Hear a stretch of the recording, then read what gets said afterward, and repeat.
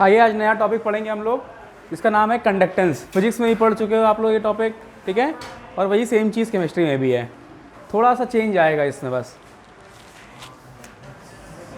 ऊपर हेडिंग डाल लीजिए कंडक्टेंस।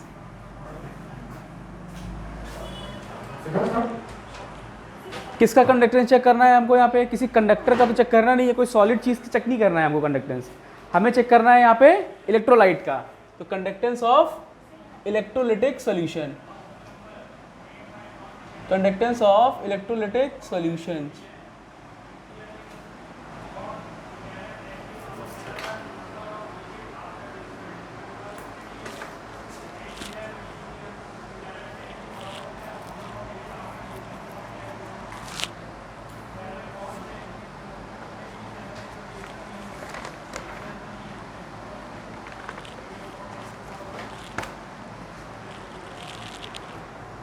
कंडक्टेंस से सबसे पहले हम क्या जानते हैं? रेजिस्टेंस के बारे में जानते हैं कि करंट को जो चीज़ ऑब्स्ट्रक्ट करता है, ठीक है ना, करंट को कोई चीज़ जब ऑब्स्ट्रक्ट करता है तो उसे हम क्या बोलते हैं?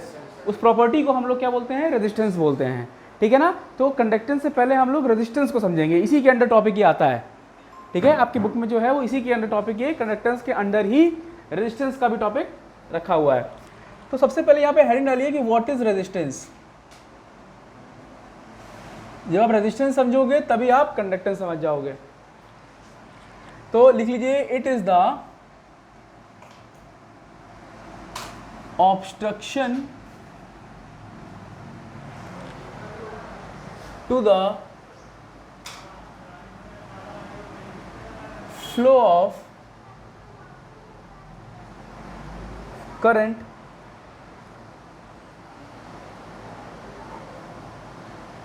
through a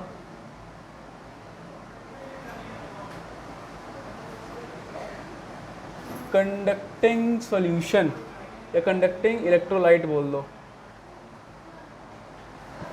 ब्रैकेट में लिख दो कंडक्टर, ठीक है। तो रेजिस्टेंस आप सभी लोग जानते हैं, इसमें कुछ ज़्यादा नया बताने वाला कुछ भी नहीं है। एक रेजिस्टेंस है, एक ऑब्स्ट्रक्शन है जो ऑफर्ड होता है किसी मटेरियल के बेसिस पे, ठीक है ना। हर मटेरियल का कुछ ना कुछ क्या होता है? रेजिस्टिविटी होती है, वो डिपेंड करता है किस पे? मटेरियल पे, नेचर ऑफ द मटेरियल पे। आप यहाँ पे किस पे डिपेंड करेगा? Nature of the electrolyte. अगर वीक इलेक्ट्रोलाइट होगा तो करंट कम पास करेगा, और अगर स्ट्रॉन्ग इलेक्ट्रोलाइट होगा तो करंट ज़्यादा पास करेगा, ठीक है ना। चलिए, अगर मैं रेजिस्टेंस की बात करूँ तो resistance is always depends upon L by A, मतलब resistance is directly proportional to length of the conductor and inversely proportional to area of the conductor। पढ़ा है ना सबने ये चीज़, ठीक है। चलिए, प्रोपोर्शनलिटी कांस्टेंट हटाते हैं तो क्या मिलता है मुझे? R इज इक्वल्स टू क्या? रो मिलता है कुछ, rho L by A। What is this rho? हाँ, इस रो को हम लोग क्या बोलते हैं? स्पेसिफिक रेजिस्टेंस, या फिर रेजिस्टिविटी के नाम से ज़्यादा जाना जाता है। ये रेजिस्टिविटी और स्पेसिफिक रेजिस्टेंस, स्पेसिफिक रेजिस्टेंस। आप जो बुक में पढ़ते हो, IUPAC हमें क्या बोलता है कि इसको स्पेसिफिक रेजिस्टेंस ना बोल के हमेशा आप क्या बोलिए? रेजिस्टिविटी बोलिए। इसीलिए मैक्सिमम जगह पे आपको रेजिस्टिविटी ही लिखा दिखाई देगा। चलिए, आप सब कुछ जानते हो, इसमें सारे टर्म्स जानते हो। R का मतलब रेजिस्टेंस, इसका मतलब रेजिस्टिविटी, ये लेंथ ऑफ द कंडक्टर, ये एरिया ऑफ द कंडक्टर, ठीक है। What is the unit of resistance? Unit क्या होती है? ओम। क्या मैं इसको ऐसा बना सकता हूँ? बोलिए, ओम का सिंबल होता है ये। चलिए, फिर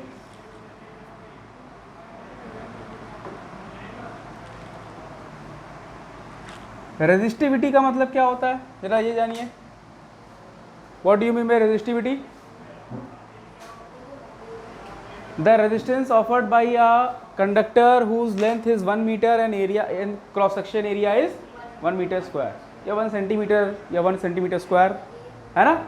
अगर एक यूनिट लेंथ के लिए यूनिट एरिया में जो रेजिस्टेंस मिलता है हमको, उसे क्या हम लोग बोलते हैं, स्पेसिफिक रेजिस्टेंस बोलते हैं या फिर रेजिस्टिविटी बोलते हैं। आता है कि नहीं आता है, क्लियर है ये चीज़, पढ़ा है ना ये सब।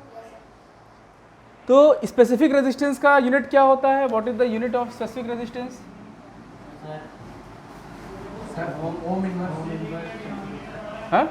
ओम इनवर्स, ओम मीटर। क्या होती है यूनिट इसकी, ओम मीटर होती है। क्लियर है।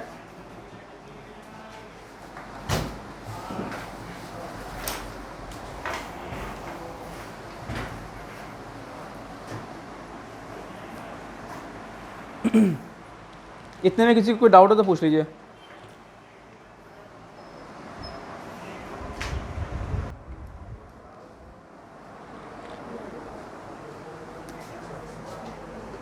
यहां पे डालिए कंडक्टेंस।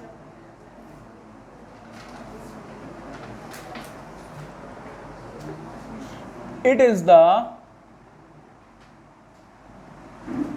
Inverse of conductance. क्या होगा, रेजिस्टेंस का उल्टा हो जाएगा, ठीक है। It is the inverse of resistance.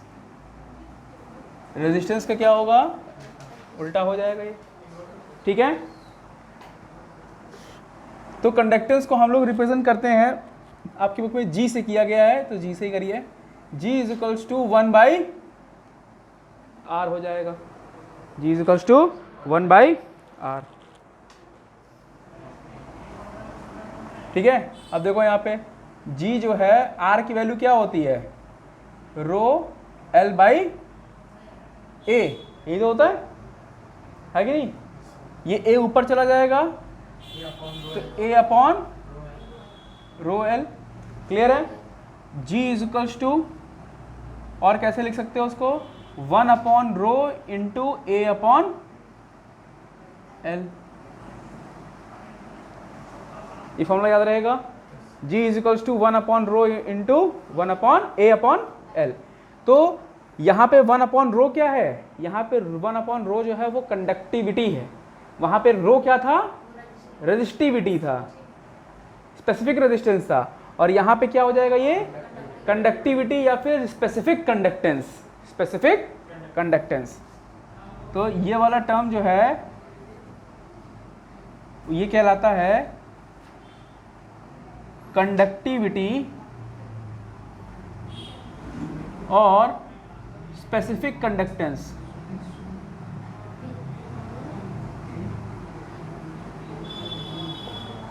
Conductivity और स्पेसिफिक कंडक्टेंस।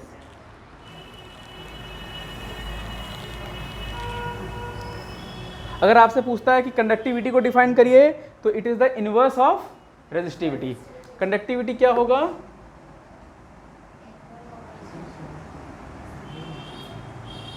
कंडक्टिविटी होगा it is the inverse of resistivity.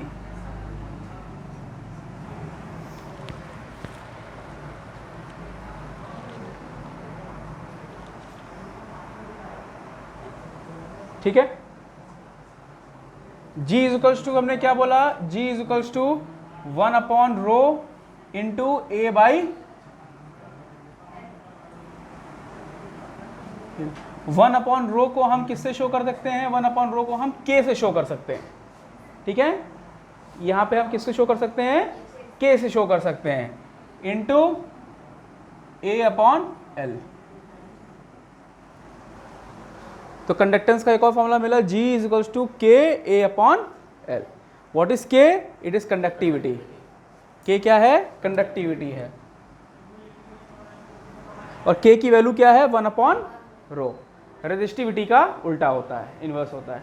बोलिए कोई कंफ्यूजन तो नहीं होगा इसमें।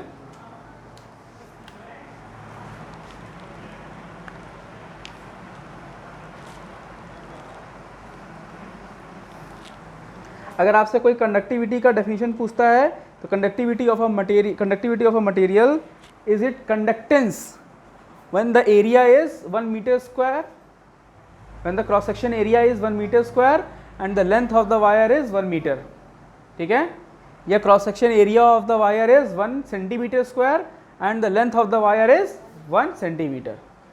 क्लियर है ये चीज़? तो एक्सप्लेन कर पाओगे आप लोग?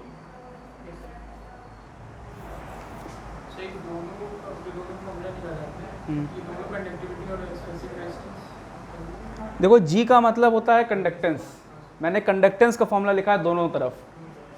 1/ρ क्या है, तुम समझे नहीं, मतलब अभी लग रहा है कौन सा, ये वाला? मैंने क्या बोला कि कंडक्टेंस क्या होता है, रेजिस्टेंस का उल्टा। रेजिस्टेंस करंट को रोकता है, कंडक्टेंस करंट को आने देता है, उल्टा हुआ ना। रेजिस्टेंस करंट को आने नहीं देता है, कंडक्टेंस करंट को आने देता है, दोनों एक दूसरे के उल्टे हुए, तो फॉर्मूला भी उल्टा हो जाएगा। G इक्वल्स टू क्या हो जाएगा, रेजिस्टेंस का उल्टा 1/r। G equals to R की वैल्यू क्या होती है, R का फॉर्मूला क्या होता है, ρl/a, ठीक है। R का फॉर्मूला क्या होता है, ρl/a, तो मैंने 1/ρl/a कर दिया। अब a ऊपर चला जाएगा न्यूमरेटर में, तो G equals to a/ρ l। Rho को अलग कर दिया मैंने, 1/ के फॉर्म में रखा, 1/ρ इंटू a/l लिख सकता हूँ ना ऐसा। तो 1/ρ क्या आया यहाँ पे, ये रेजिस्टेंस के फॉर्मूले में रो रेजिस्टिविटी था, तो कंडक्टेंस के फॉर्मूले में ये कंडक्टिविटी हो जाएगा कि नहीं हो जाएगा। ये देखो, ये भी रेसिप्रोकल हो जा रहा है, ये भी रेजिस्टिविटी का रेसिप्रोकल हो रहा है, तो इसे हम लोग बोलते हैं कंडक्टिविटी या फिर स्पेसिफिक कंडक्टेंस, ठीक है। हाँ, फिर बस मैंने 1/ρ को किस तरफ, किस फॉर्म में लिख दिया, k के फॉर्म में लिख दिया। मैं यहाँ पे ये कंक्लूड कर सकता हूँ कि k इज टू 1/ρ, बस मैं फ्रैक्शन में ना लिख के इसको ऐसे लिख दिया। क्लियर है, याद रहेगा। आप दोनों में से चाहे कोई सा भी फॉर्मूला याद रखो, चाहे ये याद रखो चाहे याद रखो, एग्जाम में दोनों तरीके से पूछा जा सकता है।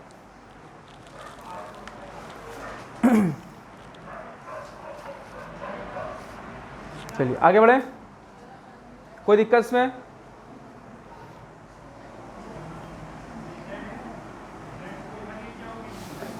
ये तो आप लोगों ने इलेक्ट्रिसिटी चैप्टर फिजिक्स में पढ़ लिया होगा अभी, तब तो दिक्कत नहीं आनी चाहिए। चलिए अब आइए, एक नया टर्म पढ़ने को मिलेगा जिसे हम लोग बोलते हैं molar conductivity. Molar conductivity, molar conductivity लिख लीजिए। It is the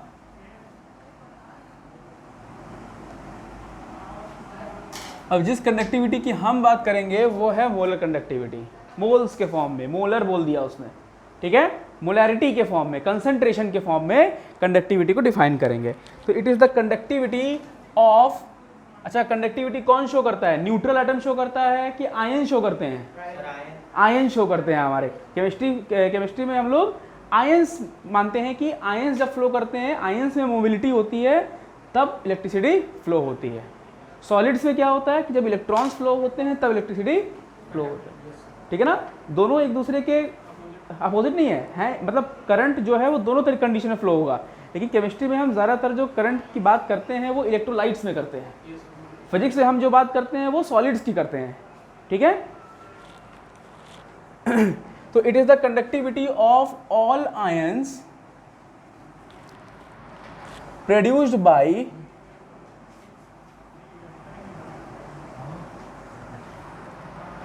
dissolving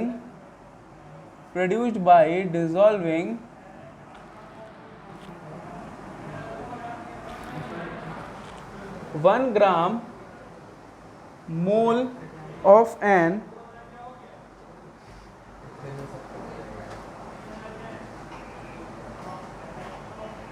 electrolyte in solution।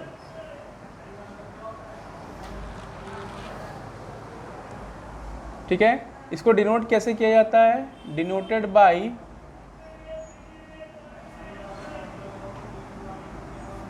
Lambda m, ठीक है।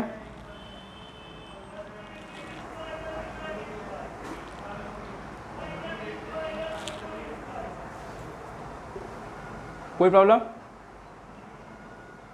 इसको डिनोट कैसे करते हैं हम लोग, कुछ इस तरह से करते हैं, लैम्डा m, ठीक है। लैम्डा m जो होता है is equals to k into V, ये होता है इसका मोलर कंडक्टिविटी का फॉर्मूला। मोलर कंडक्टिविटी क्या मतलब क्या है कि it is the conductivity of all ions produced, जितने भी आयंस हैं जो कंडक्टिविटी वो प्रोड्यूस करते हैं 1 ग्राम ऑफ इलेक्ट्रोलाइट डिज़ोल्व करने में किसी सोल्यूशन में। 1 ग्राम हम इलेक्ट्रोलाइट डिज़ोल्व करते हैं किसी सोल्यूशन में, तब जो कंडक्टेंस हमको मिलता है, ठीक है ना, उसे हम लोग क्या बोलते हैं, मोलर कंडक्टिविटी बोलते हैं। क्लियर है, कोई दिक्कत इसमें?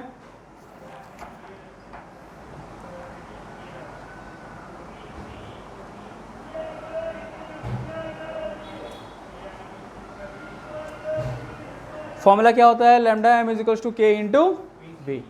अब देखिए ये के क्या होता है भाई, ये कंडक्टिविटी होती है जिसे हम लोग बोलते हैं, इसका नाम जो होता है वो एक साइंटिस्ट थे, कप्पा के नाम से रखा गया है इनको, ठीक है। अरे कापा बोलो, कप्पा बोलो, कुछ भी बोलो, लेकिन के रहेगा वो, ठीक है, चाहे जैसे याद करो, के इंटू वी होगा। क्लियर। अच्छा, थोड़ा सा फॉर्मूले को और स्पेसिफिक बनाया जाए तो क्या हो सकता है, lambda M is equals to, V का मतलब होता है वॉल्यूम, वी का मतलब क्या होता है, वॉल्यूम। क्लियर है, वी का मतलब volume.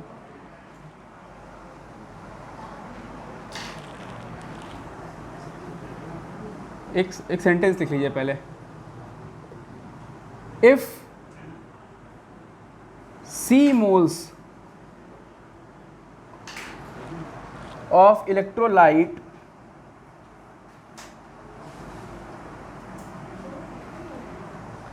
is present in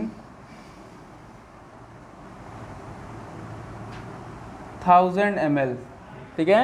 if C moles of electrolyte present in 1000 ml, अगर C मोल प्रेजेंट है इलेक्ट्रोलाइट्स में इन प्रेजेंट इन 1000 ml, ठीक है, 1000 ml में क्या है, C मोल्स प्रेजेंट है, ठीक है। तो 1 मोल्स कितना हो जाएगा, 1 मोल्स ऑफ इलेक्ट्रोलाइट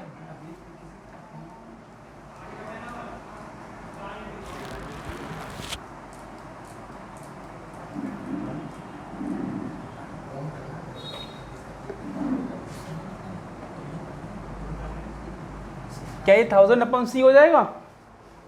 क्लियर है ये चीज, 1000 अपॉन, कोई दिक्कत इसमें? तो ये क्या है, यहां पे C का मतलब कंसंट्रेशन, मोल्स का मतलब ही कंसंट्रेशन होता है, ठीक है ना, मोल्स का मतलब ही कंसंट्रेशन होता है। अब देखिए जरा यहां पे कंसंट्रेशन जो होता है वो होता है moles per litre, moles per litre, concentration is equals two moles per litre, ठीक है। तो यहां पे मैं क्या लिख सकता हूं, इस वॉल्यूम की जगह पे क्या लिख सकता हूं, lambda M is equals to K into 1000 upon C, where C is concentration. Concentration को हम रिप्रेजेंट कैसे करते हैं भाई, delta M is equals to K into 1000 upon,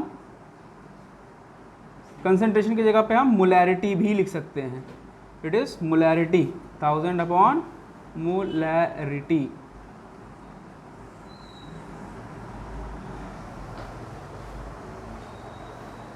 note कर लीजिए, बड़ा इंपॉर्टेंट फॉर्मूला है।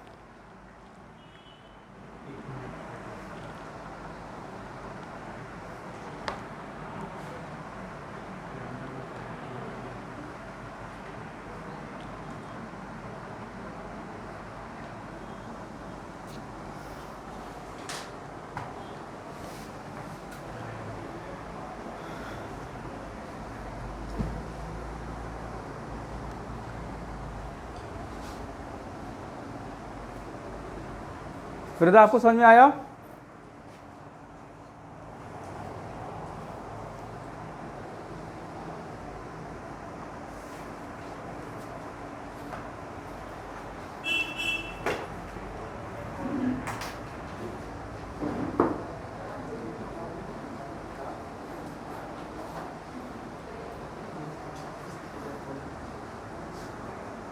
कोई दिक्कत इसमें? मोलैरिटी निकालना जानते हैं आप लोग, मोलैरिटी इक्वल्स टू क्या होता है, number of moles of solute upon volume of solution in litres, volume of solution in litres. अगर ml में हो तो 1000 से मल्टीप्लाई कर दोगे। आगे बढ़े।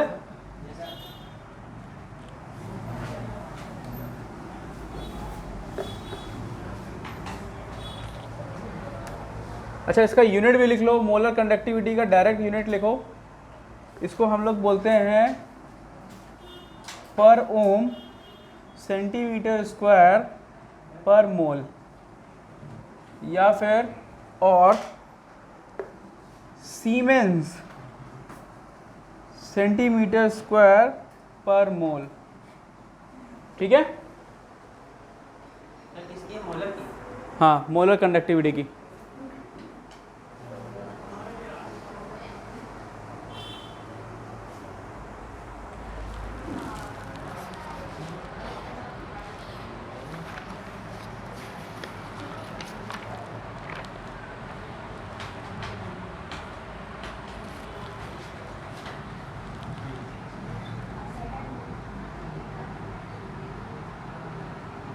एस क्या हुआ? सीमेंस यूनिट होती है यार, कंडक्टिविटी की यूनिट होती है, SIEMENS। ठीक है, पढ़ा नहीं है? फिजिक्स में पढ़ा होगा यार, ऐसा नहीं हो सकता। नहीं पढ़ा।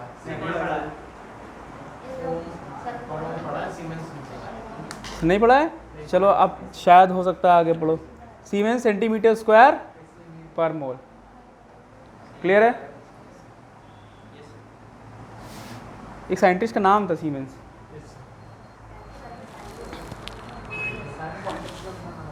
क्लियर? याद रहेगा? जरा दोनों में रिलेशन देख लीजिए कि 1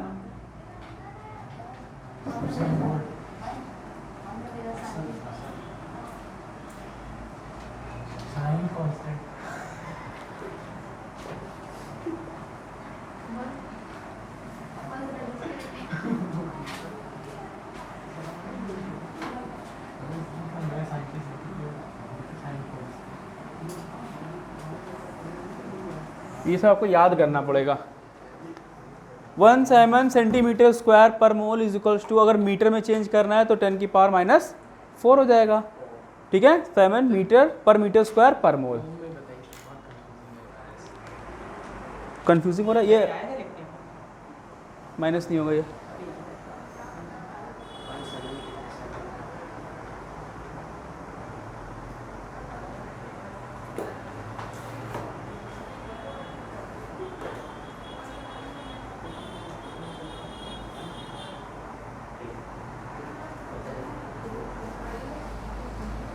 नोट कर लिया?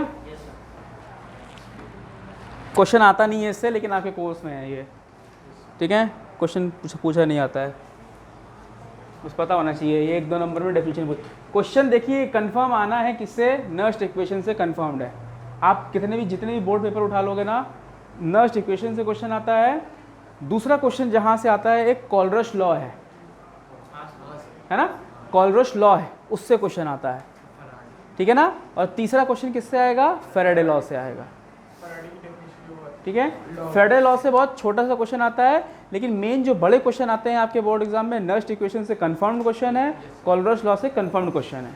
ठीक है, दोनों में हो सकता है ऑप्शन दे दे या दोनों क्वेश्चन एक जैसा दे दे। हाँ, फ्यूल सर क्या होता है? फ्यूल सर ये बताते हैं।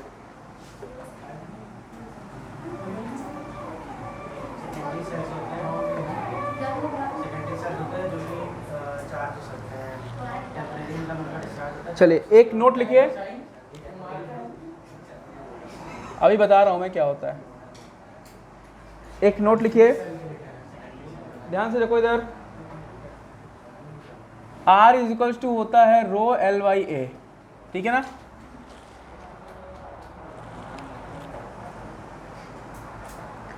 R is equals to resistance is equals to rho L/A। ठीक है, क्या मैं इसको ऐसा भी तो लिख सकता हूँ, R is equals to 1/K L/A। बोलो, लिख सकता हूँ क्या? ये रेजिस्टिविटी है, रेजिस्टिविटी का अपोजिट कंडक्टिविटी हो जाएगा। मतलब ये कंडक्टिविटी है ना, चाहे मैं रेजिस्टिविटी रो को ऐसे लिख दूं, चाहे कंडक्टिविटी के फॉर्म में लिखना हो अगर, तो 1/k करना पड़ेगा कि नहीं करना पड़ेगा? क्योंकि k इज क्या होता है, k कंडक्टिविटी होता है, 1/रो होता है। तो k क्या रिप्रेजेंट कर रहा है यहाँ पे, ये कंडक्टिविटी रिप्रेजेंट कर रहा है। अगर मैं रेजिस्टिविटी रिप्रेजेंट करना चाहूँ तो रो इज 1/k बोल सकता हूँ कि नहीं बोल सकता हूँ? क्लियर है? तो ये सब फॉर्मूले ना कंफ्यूजिंग बड़े होते हैं। क्वेश्चन आएगा आपका, आप कंफ्यूज होगे फॉर्मूला लगाना कौन सा है, ठीक है? तो इसलिए मैं आपको ये नोट करके लिखवा दे रहा हूँ ताकि याद रहे। Rho is R is equal to rho L/A, और रो को मैं कैसे लिख सकता हूँ, 1/k के फॉर्म में भी लिख सकता हूँ। अगर मान लो क्वेश्चन में कंडक्टिविटी नाम से दिया हो, कंडक्टिविटी दिया हो तब आपको रेजिस्टेंस पूछ रहा हो, तो आप ये वाला फॉर्मूला लगा दोगे। क्लियर है? रिदा कोई दिक्कत? अच्छा, ये जो टर्म है ना L/A वाला, ये जो L/A है, इसे हम लोग बोलते हैं सेल कांस्टेंट। इसे हम लोग क्या बोलते हैं? हर सेल के लिए एक कांस्टेंट होता है कुछ, ठीक है? इसे हम लोग क्या बोलेंगे? Cell constant. The ratio of length of the conductor upon cross section area of the conductor is known as cell constant. और इसे हम लोग रिप्रेजेंट करते हैं G स्टार से। तो G star is equal to क्या हो जाएगा? L/A। यह फॉर्मूला इंपॉर्टेंट है, कभी कभी इससे 1-2 नंबर में क्वेश्चन पूछे जाते हैं। पिछली बार बोर्ड एग्जाम में पूछा गया था तो बच्चों ने खूब गलत करके आया था इसको, ठीक है? वो कंडक्टेंस निकाल के आए थे।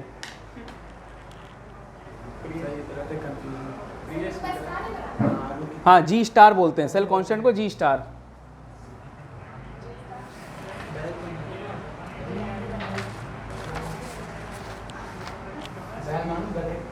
रिदा कोई प्रॉब्लम तो नहीं है इसमें?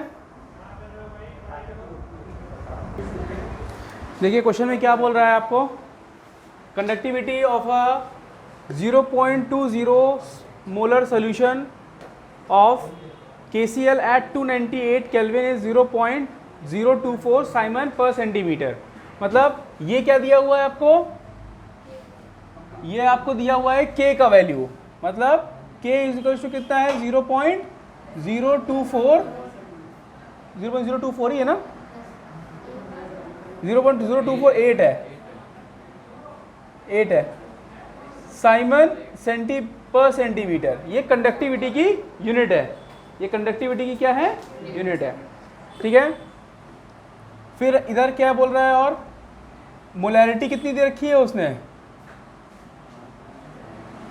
मोलैरिटी दे रखी है 0.20 m। आपसे निकालने को क्या बोला है, डेल्टा m, मोलर कंडक्टिविटी। तो molar conductivity is equal to formula मैंने क्या बताया, K इंटू 1000 अपॉन C, नहीं मोलैरिटी। C तो बस समझाने के लिए लिखा मैंने आपको, C का मतलब कंसंट्रेशन। यहाँ पे मोलैरिटी क्या है, कंसंट्रेशन ही तो है, तो कंसंट्रेशन की जब मैंने C लिख दिया था। K कितना वैल्यू है भाई, 0.0248 इंटू 1000 अपॉन मोलैरिटी अब कितनी गिवन है आपको, 0.20। कितना आया आंसर? हाँ, इसको सॉल्व कर लिया आप लोगों ने, 124। यूनिट क्या है, यूनिट ही देखा जाएगा। अब देखिए आपने यहाँ पे क्या रखा है, कंडक्टिविटी को साइमन पर सेंटीमीटर में रखा है, ठीक है? तो यहाँ पे भी आप क्या आएगा, साइमन सेंटीमीटर स्क्वायर पर मोल, ठीक है? इतना ही आया है।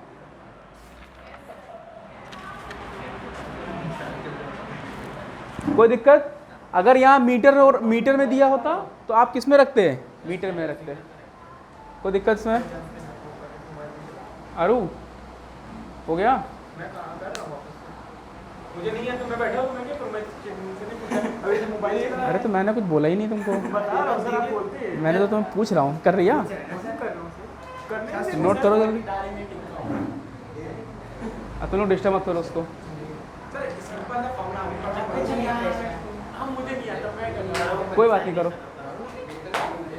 ये देखिए सर, इसीलिए वेट कर रहे थे लोग।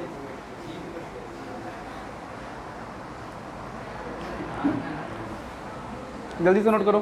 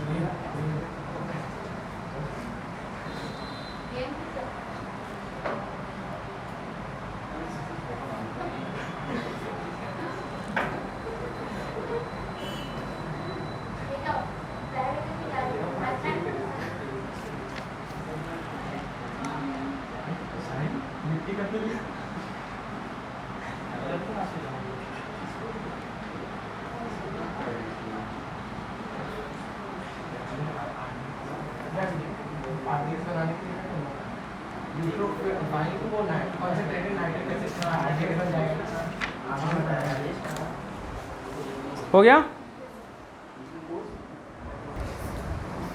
देखिए क्वेश्चन में क्या बोल रहा है, the resistance of 0.01 molar NaCl solution at 25 degree Celsius is 200 ओम।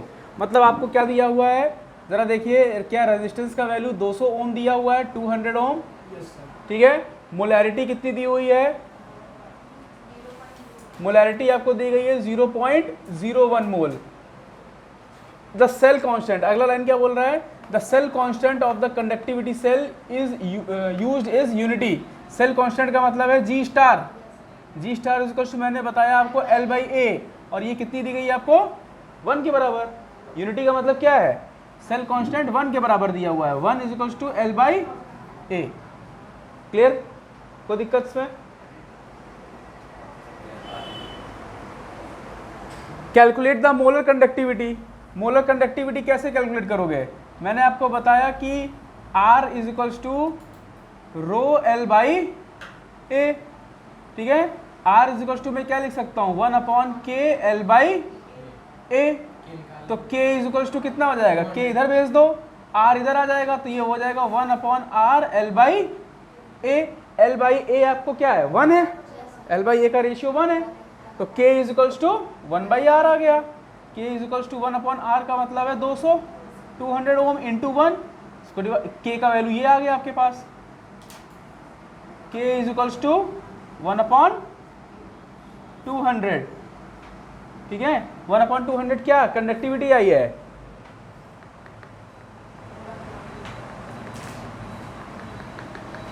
और इसका यूनिट लिख दो साइमन पर सेंटीमीटर।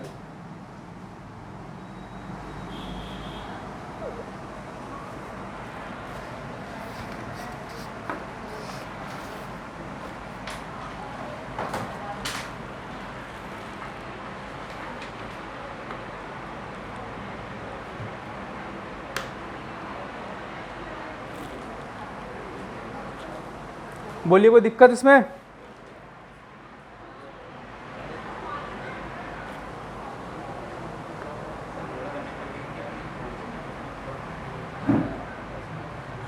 अच्छा नहीं, एक चीज़ देखिए, यहाँ पे एक चीज़ हमने गलत कर दिया है, साइमन नहीं होगा यहाँ पे, 200 ओम रखा है ना हमने, यहाँ पे R रखा है ना, 200 क्या है, ओम में दिया हुआ है ना, नीचे ओम है ना। बोलिए, फिर से लिख दे रहा हूँ, K = 1/200 ओम, और ये क्या हुआ पर सेंटीमीटर। कंडक्टिविटी निकालिए तो पर सेंटीमीटर निकलेगा आप, ठीक है ना, इतना पर सेंटीमीटर। तो इस ओम को अगर मैं ऊपर ले जाऊंगा तो ये क्या ऐसा नहीं हो जाएगा, K = 1/200 पर ओम पर सेंटीमीटर। बात वही हुई ना, इसी को साइमन बोलते हैं हम लोग, याद रखिएगा। पर ओम को हम लोग क्या बोलते हैं, साइमन बोलते हैं, ठीक है। मैंने डायरेक्ट लिख दिया था, बस इसको इस तरह लिखना है। इसको साइमन पर सेंटीमीटर भी बोल सकते हो, या पर ओम पर सेंटीमीटर भी बोल सकते हो। अब K का वैल्यू आ गया है आपके पास, मोलर कंडक्टिविटी निकाल सकते हो आप। मोलर कंडक्टिविटी क्या हो जाएगा, λm = K × 1000 upon molarity. K का वैल्यू रखो 1/200 इंटू मोलैरिटी कितनी है, 0.01 इंटू 1000। सॉल्व कर लो इसको, आंसर इसमें आ रहा है 500 आ रहा है क्या, हाँ 500 आ रहा है, 500 साइमन पर सेंटीमीटर पर मोल। क्लियर, कोई दिक्कत इसमें। तो इसी टाइप के क्वेश्चन जो है बहुत ही ज़्यादा इंपॉर्टेंट है, याद रखिएगा। इज इट क्लियर, सभी को समझ में आ गया। ये क्वेश्चन सारे के सारे बोर्ड एग्जाम में आए हुए क्वेश्चन हैं।